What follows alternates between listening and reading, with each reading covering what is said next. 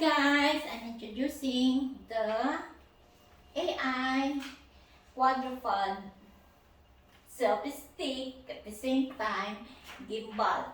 So ito siya, guys, this one.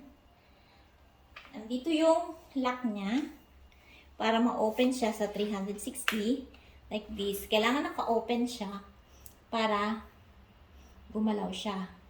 May lock din dito. And at the same time, may lock din dito. And then lock here. And meron din siya dito.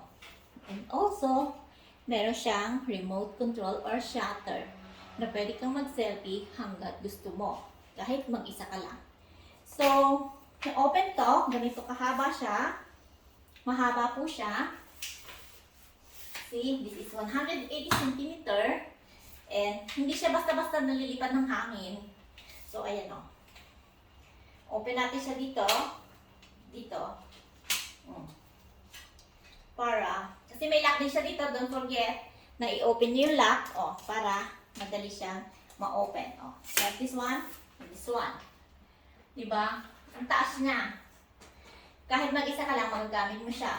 And when you're taking video, kung ikaw lang mag-isa, gusto mo mag-video, gusto mo masundan yung binibideo mo, pwede siyang ganon. Iikot-ikot to. Meron siya ditong camera tracer para matatrack niya yung mukha mo. So, very convenient kung mag-travel ka or mag-isa ka lang lalabas for day off.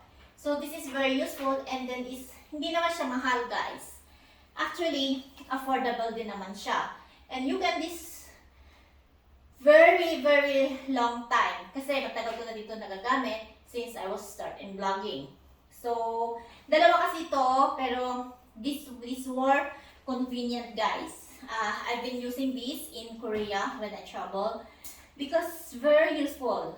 And kahit ako lang mag-isa naglalakad, napipicture ko yung self ko sa magandang view.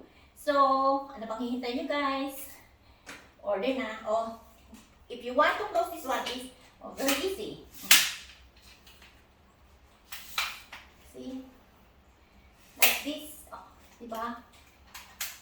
Lock, don't forget. And then this one. And then, put the shutter here. Shutter. Okay, guys, diba? This one. Don't forget again to lock. And then, you can remove your mobile. Diba? Very simple.